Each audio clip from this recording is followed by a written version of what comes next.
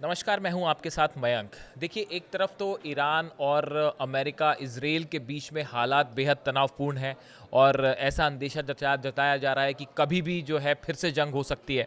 लेकिन इसी बीच एक बड़ी खबर आई है और वो बड़ी खबर है ईरान के ऑयल एक्सपोर्ट को लेकर।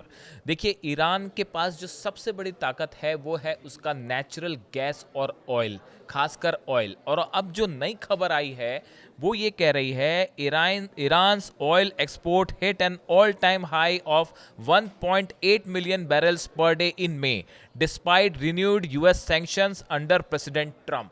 देखिए, ये जो नई रिपोर्ट आ रही है, कई सोर्सेज से ये खबर है जो ये कह रही है कि ईरान का जो ऑयल एक्सपोर्ट है वो 1.8 million barrel per day record किया गया है मई के महीने में। यानी ये पिछले कुछ वक्त में बताया जा रहा है कि ईरान का ऑयल प्रोडक्शन सबसे ज़्यादा हुआ है और उसका एक्सपोर्ट भी सबसे ज़्यादा हुआ है।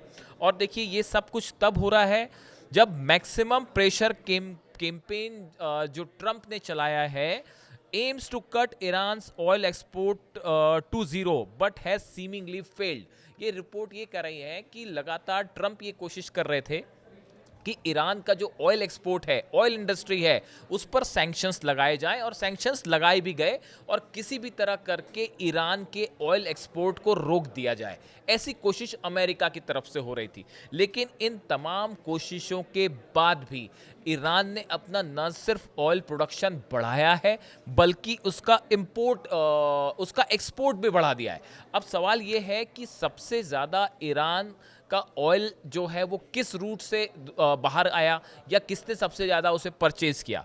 तो देखिए, रिपोर्ट ये कह रही है कि China's purchases of Iranian crude oil in June to the highest since March record levels. ये बताया जा रहा है कि मार्च के बाद चाइना ने ईरान का सबसे ज़्यादा क्रूड ऑयल जो है वो खरीदा है।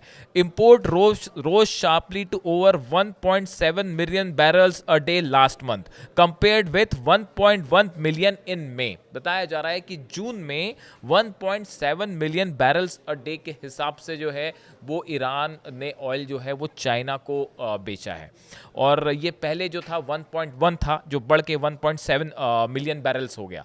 तो आप देखिए कि पिछले कुछ वक्त में ईरान का अमेरिका के सैंक्शंस के बाद भी तेज़ी से ईरान का एक्सपोर्ट जो है ऑयल का वो काफ़ी बढ़ा है। अब देखिए, यहाँ पे एक बड़ा ये इतना इम्पोर्टेंस क्यों रखता है।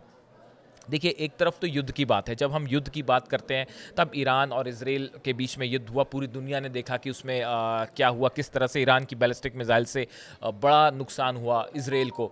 ये सब युद्ध की बात होती है। लेकिन युद्ध के साथ साथ ईरान ने एक बड़ी स्ट्रैटेजी तैयार की है कि युद्ध की तैयारी तो करनी है लेकिन साथ में तेजी से आर्थिक विकास भी करना है, इकोनॉमिक डेवलपमेंट करना है। और इसके लिए हमने कुछ समय पहले आपको एक रिपोर्ट बताई थी।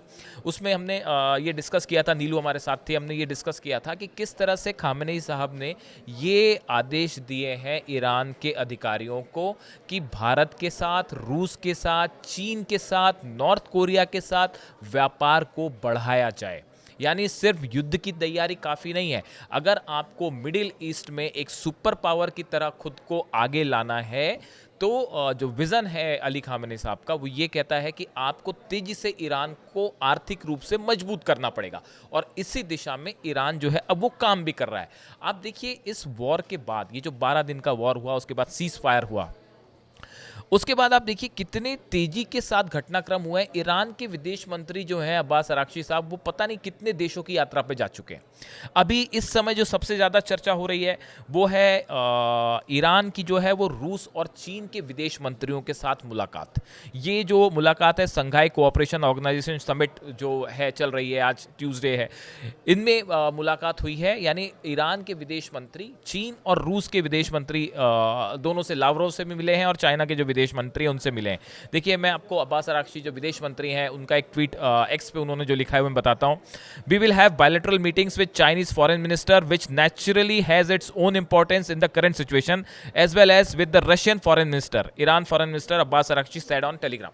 देखिए, इनका ये कहना है, आप देखिए पिछले कुछ समय में पहले रूस के विदेश मंत्री लावरोव नॉर्थ कोरिया जाते हैं, किम जोंग उन से मुलाकात करते हैं, वहाँ पे ईरान के न्यूक्स पॉलिसी को लेके और यूरेनियम एनरिचमेंट को लेके डिटेल डिटेल में चर्चा होती है।